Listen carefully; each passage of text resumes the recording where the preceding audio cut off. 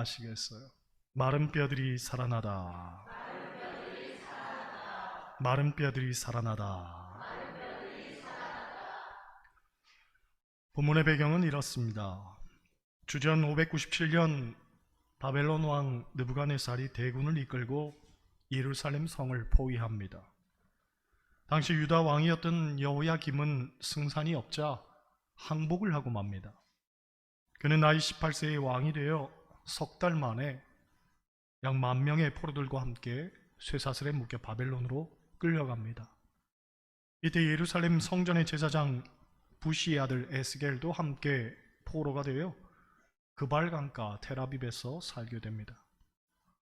5년의 시간이 지나 20살의 청년 에스겔은 하나님의 부름을 받아 예언자가 됩니다. 그리고 어느 날 그는 성령의 이끌림을 받아 그 시대의 영적 상태를 보게 됩니다. 오늘 우리가 읽은 본문 말씀이 에스겔이 본 이스라엘의 영적 상태였습니다. 1절, 2절 한번 보겠습니다. 1절, 2절 같이 읽어요. 여호와께서 권능으로 내게 임재하시고 그의 영으로 나를 데리고 가서 골짜기 가운데 두셨는데 거기 뼈가 가득하더라. 나를 그 뼈 사방으로 지나가게 하시기로 본즉 그 골짜기 지면에 뼈가 심이 많고 아주 말랐더라. 아멘. 에스겔이 첫 번째로 본 것은 계곡 가득하게 널려있는 마른 뼈들이었습니다. 숫자도 굉장히 많았지만 그 뼈들의 상태가 완전히 말라 비틀어져 있었습니다. 이것이 의미하는 바는 이스라엘의 영적인 상태가 완전히 절망적이었다는 거죠. 죽은 지 얼마 되지 않아 가죽이라도 남아있거나 수분이라도 남아있다면 되살아날 가능성을 보거나 살려볼 생각이라도 할 겁니다. 그런데 아주 말라 비틀어져 있었습니다. 도저히 가능성이 없는 완전한 절망의 상태를 의미하는 거죠. 그도 그럴 것이 지금 이스라엘 백성들은 나라를 잃고 바벨론 땅에 포로로 잡혀와서 세월을 보내고 있었습니다. 아무런 소망도 없고 단지 목숨이 붙어 있으니까 죽지 못해 살아가고 있는 형편이지 정말 절망을 몸서리치듯 깊이 느끼고 있는 중이었습니다. 키에르케고르가 쓴 죽음에 이르는 병에 따르면 사람이 죽는 것은 희망이 없다는 생각, 곧 절망 때문이라고 합니다. 사람이 죽는 건 사업이 망해서 죽는 것 아닙니다. 시험에 떨어져서 죽는 것도 아닙니다. 실패해서 죽는 것도 아닙니다. 절망 때문에 죽는 거죠. 사람에게 절망이 찾아오면 헤어나올 방법이 없습니다. 도저히 이것을 극복할 수가 없는 거죠. 일반적으로 절망에 이르는 과정이 있습니다. 먼저 화평이 깨어집니다. 자기 마음에 여유가 없어지게 되죠. 불평이 싹틉니다. 원망이 생깁니다. 감정이 예민해집니다. 이건 자기에게만 국한되지 않죠. 결국은 상대방에게도 상처를 줍니다.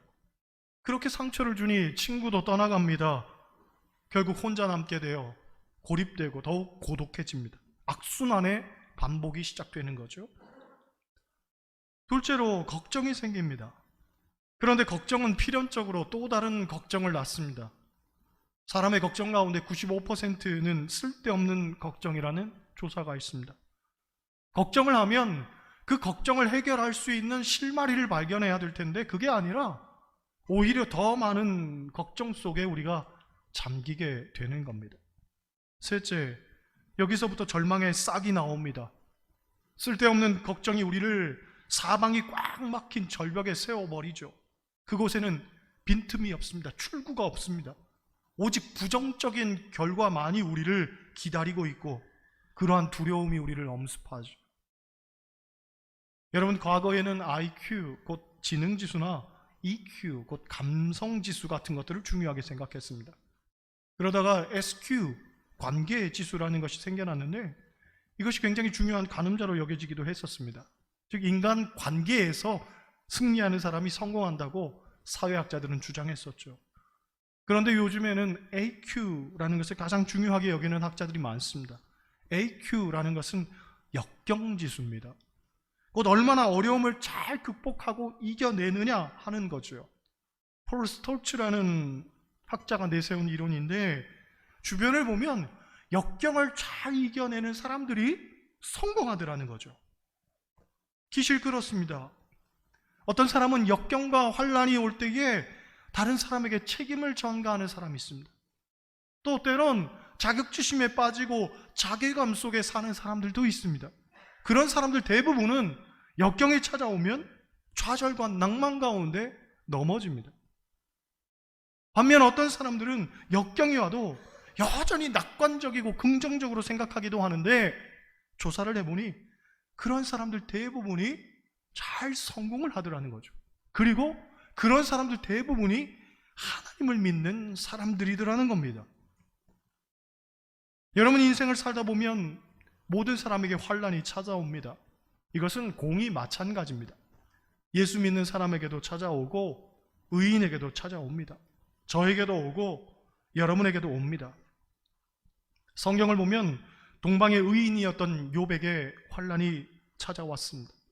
그는 하나님을 잘 믿었던 사람이고 하나님께서 사단에게까지 자랑했던 그런 의인이었습니다. 하지만 그에게도 환란이 찾아왔다는 거죠.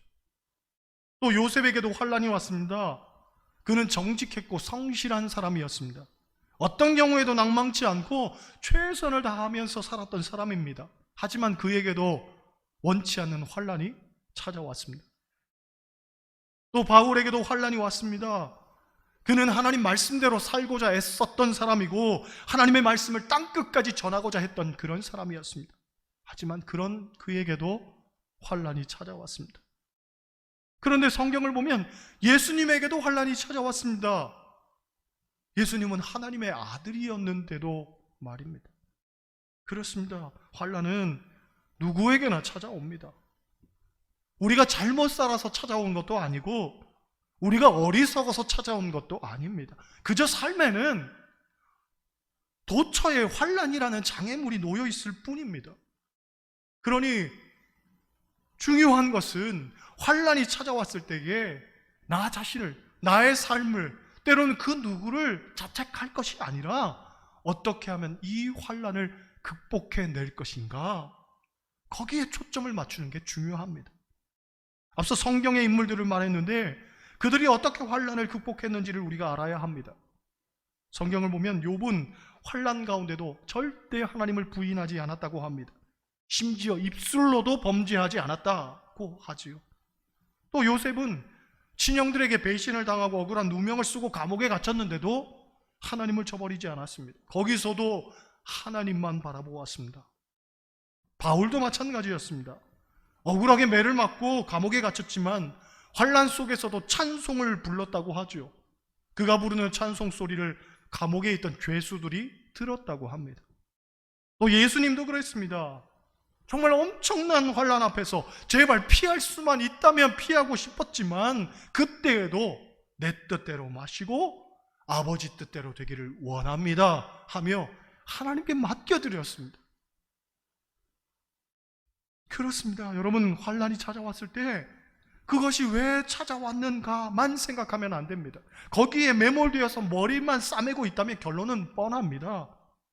그러니 찾아온 환란을 어떻게 극복할 것이냐, 그것을 어떻게 이겨낼 것인가, 우리는 바로 그것을 생각해야 되는 겁니다. 할렐루야. 5절 6절 보겠습니다. 같이 읽습니다.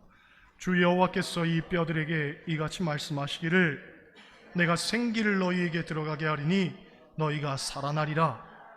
너희 위에 힘줄을 두고 살을 입히고 가죽으로 덮고 너희 속에 생기를 넣으리니 너희가 살아나리라. 또 내가 여호와인 줄 너희가 알리라 하셨다 하라. 아멘. 여기에 두 번이나 생기라는 말이 나오죠. 여기에 생기란 구체적으로 무엇을 의미하냐면 14절 말씀 한번 보겠습니다. 14절 같이 읽어요. 내가 또 내 영을 너희 속에 두어 너희가 살아나게 하고 내가 또 너희를 너희 고국 땅에 두리니 나 여호와가 이 일을 말하고 이룬 줄을 너희가 알리라. 여호와의 말씀이니라. 아멘. 즉 생기는 성령이라는 거죠. 마른 뼈에 생기가 들어오면 힘줄이 생기고 살이 입히고 가죽이 덮여 살아나듯이 우리의 삶에 또 우리의 영혼에 성령이 찾아오시면 모든 절망조차도 능히 극복하고 이겨낼 수 있다는 겁니다. 요엘서를 보면 이런 말씀이 있죠. 그 후에 내가 내 신을 만민에게 부어주리니 너희 자녀들이 장래일을 말할 것이며 너희 늙은이는 꿈을 꾸며 너희 젊은이는 이상을 볼 것이다. 장래일, 꿈, 이상, 이런 것들, 희망을 상징하는 단어들 아닙니까? 그런데 이 희망이 어디서부터 온다는 겁니까? 성경은 말하기를 내가 내 신을 부어줄 때, 내 영을 부어줄 때, 내 생기를 부어줄 때에 성령께서 우리의 삶에 임하시면 우리의 삶에 희망이 생긴다는 거죠. 그렇다면 여러분, 성령은 어떻게 받습니까? 성경은 우리에게 몇 가지를 권면합니다. 첫째로 성령 받기를 사모해야 됩니다. 시편 107편 9절을 보면 이렇게 말합니다. 그가 사모하는 영혼에게 만족을 주시며 줄인 영혼에게 좋은 것으로 채워주심이로다. 그렇습니다. 성령을 사모하고 갈급한 마음으로 고대해야 됩니다. 받아도 그만, 안 받아도 그만, 이런 생각을 하면 절대로 성령을 받을 수가 없죠. 성령을 정말 사모하면서 간절히 구할 때에 성령께서는 우리의 삶에 찾아오시는 거죠. 둘째로 성령은 거룩한 영이기에 우리의 죄를 깨끗하게 회개하고 씻어내야 받을 수가 있습니다. 초대교회 베드로의 설교를 듣고 사람들이 마음에 찔려서 우리가 어찌할꼬, 우리가 어떻게 해야 되겠습니까? 하고 물었을 때 베드로가 말하기를 너희가 회개하여 각각 예수 그리스도의 이름으로 세례를 받고 죄 사함을 받으라. 그리하면 성령의 선물을 받으리라. 이렇게 말합니다. 그 성령 받기를 원한다면 회개를 통한 죄 사함이 선행되어야 한다는 거죠. 전에도 말씀드렸지만 집에 손님이 찾아온다고 하면 여러분 무엇부터 합니까? 아마 청소부터 할 겁니다. 교인들 집에 신방을 가면 다들 깨끗하게 해놓고서는 마치 나는 늘 그렇게 사는 것처럼 아무렇지 않은 분도 계시지만 어떤 분은 가끔 고해성사하는 분들이 있습니다. 목사님 오신다고 어제부터 청소했어요. 그렇게 말하는데 그런 거죠. 하다못해 손님이 와도 청소부터 하는데 거룩하고 성결의 영이신 성령님 오시는데 내 마음 상태가 더럽고 죄로 가득 차 있다면 어떻게 성령님을 내 마음속에 모실 수가 있겠습니까? 여러분, 성령 받기를 원한다면 먼저 회개해야 할 줄로 믿습니다. 셋째로 성령은 인격적인 영이기 때문에 그분의 자리를 내어드리고 늘 교제해야 됩니다. 보통 우리가 성령을 갈구하는 이유는 이제부터는 내 뜻과 내 생각대로 살지 않고 하나님 뜻대로 살겠습니다, 성령님 뜻대로 살겠습니다 하는 고백이 있기 때문에 그분을 구하는 거죠. 그러므로 성령님을 모신 사람은 성령님께 내 모든 삶의 계획과 내용을 다 내어드릴 각오를 해야 됩니다. 기껏 성령님 불러놓고 내 뜻대로 내 맘대로 살고 행동한다면 그건 성령을 만홀히 여기는 거죠. 그렇잖아요. 제가 제 아내에 대해서 가장 불만인 게 있습니다. 제 아내가 저에게 묻습니다. 여보, 이게 이뻐? 아니면 저게 예뻐? 하고 묻길래 나는 이게 예뻐 하면 저게 더 예쁘지 않아? 하고 묻습니다. 아니 그럴 거면 왜 물어봅니까? 내 의견이 받아들여지지는 않는데. 그런데 항상 물어봅니다. 이게 좋아? 저게 좋아? 제가 물어보니 저만 그렇게 사는 건 아니더라고요. 다들. 차라리 묻질 말든가. 물어봤으면 제 의견이 수용돼야 될 것 아니겠습니까? 하나도 수용이 안 됩니다. 기분이 언짢겠죠. 비견한 예지만 그렇다고 봅니다. 우리가 성령을 사모하는 이유는 그분이 오셔서 내 삶의 주인이 되어달라고 구하는 것 아니겠습니까? 그런데 기껏 오신 성령님은 뒷전이고 그냥 내 맘대로 내 뜻대로 살고 행동할 거면 도대체 성령을 왜 구한 겁니까? 여러분, 성령은 이해의 영입니다. 성령은 사랑의 영입니다. 성령은 용서의 영입니다. 성령은 하나됨의 영입니다. 때문에 우리가 성령을 받았다고 한다면 이해하고 사랑하고 용서하고 하나가 되는 것이 마땅하겠죠.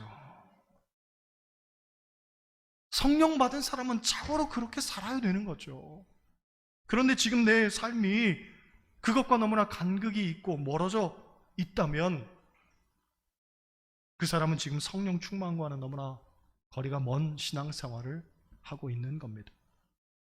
10절 보겠습니다. 10절 같이 읽어요.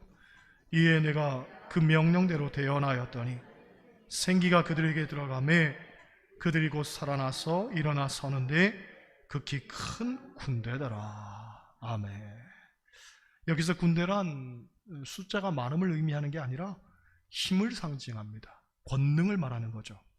사도행전 1장 8절 오직 성령이 너희에게 임하시면 너희가 권능을 받고, 권능, 바로 그것을 의미하는 겁니다. 우리에게 권능이 생긴다는 거죠.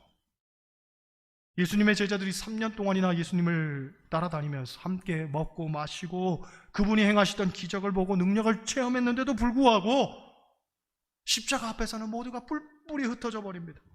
두려워 떨고 주님을 부인하고 다들 도망쳐 버렸죠. 하지만 그랬던 그들이 성령을 체험하고 난 다음부터는 죽음조차도 두려워하지 않고 복음을 위해서 자기들의 생명을 정말 초계같이 여겼던 것을 우리가 잘 알고 있습니다. 성령이 임하시면 이런 역사가 나타난다는 거죠. 18세기 요한 웨슬리 목사님의 성령운동으로 타락하고 부패하여 다시 소생할 기미조차 보이지 않았던 영국 사회가 다시 일어난 것 우리가 잘 알고 있습니다. 또 19세기 무디 목사님을 통해서 그분이 펼쳤던 성령운동으로 말미암아 세계대전 이후에 허무와 비탄에 빠져있던 미국인들이 다시 일어나게 되었던 것 우리가 잘 알고 있습니다. 우리나라도 마찬가지죠. 일제강점과 6.25 전쟁으로 완전히 폐허가 되어서 세계에서도 손꼽는 가난한 국가였던 대한민국이 교회의 부흥과 성령운동을 통해서 오늘날 선진국의 반열에 이르게 된 것도 우리가 익히 알고 있는 내용입니다. 도저히 소생이 불가능하다고 여겨졌던 이 완전히 말라 비틀어진 뼈들이 생기가 임했더니, 주의 성령이 임했더니 다시 살이 오르고 가죽이 덮이고 생기가 돋아나게 되었듯이 마찬가지로 우리의 삶에도 이런 생기의 역사, 성령의 역사, 생명의 역사가 다시 펼쳐지게 된다는 거죠. 마틴 루터 킹 목사 유명한 연설 나는 꿈이 있다의 한 대목입니다. 오늘도 내일도 어려움은 켜켜이 쌓여 있다. 그러나 나는 꿈이 있다. 언젠가는 미시시피 주까지도 자유와 정의의 오아시스로 변하리라고. 나는 꿈이 있다. 나의 사남매가 피부의 색깔로가 아니라 인격의 내용으로 판단되는 나라에 살게 될 것이라고. 나는 꿈이 있다. 남쪽 엘라바마 주에서도 검고 흰 아이들의 손이 정답게 뭉쳐지리라고. 이 꿈만 버리지 않는다면 우리는 절망의 동산에서 희망의 반석을 캐낼 수 있을 것이다. 이 꿈만 놓치지 않는다면 나라 안에 꽉 차 있는 이 불협화음을 형제의 아름다운 심포니로 변화시킬 수가 있을 것이다. 나는 꿈이 있다고 그는 외쳤는데 여러분에게도 꿈이 있으십니까? 우리가 사는 인생은 모질고 역경도 많습니다. 때로는 희망 없는 하루하루 속에서 에스겔 선지자가 보았던 마른 뼈와 같은 절대 절망을 맛보기도 합니다. 하지만 우리는 믿습니다. 우리의 삶에 성령이 임하면 그 마른 뼈에도 생기가 돋고 힘줄이 생기고 살이 입혀지고 가죽으로 덮이고 다시 살아날 뿐 아니라 그것이 극히 큰 군대가 되는 역사가 펼쳐지게 되는 거죠. 곧 우리의 절망도 성령 안에서 산 소망으로 바뀌게 된다는 겁니다. 여러분, 우리의 소망은 하나님이죠. 하나님께서 성령을 통해 우리의 삶을 새롭게 하실 것입니다. 그러하게 꿈을 꾸시기 바랍니다. 여러분의 내일에 대한, 미래에 대한 꿈을 꾸시기 바랍니다. 지금은 너무나도 깊은 절곡 속에서 허우적대고 있을지라도 그 삶에 성령이 임하면 다시 새로워지고 우리는 다시 창공을 비상하는 그런 독수리와 같이 힘차게 날갯짓을 할 줄로 믿습니다. 말하기는 성령 충만 사모하시고 그 성령을 통해 여러분이 당면한 모든 절망을 능히 거뜬히 물리쳐 이겨내시기를 주님의 이름으로 간절히 축원합니다.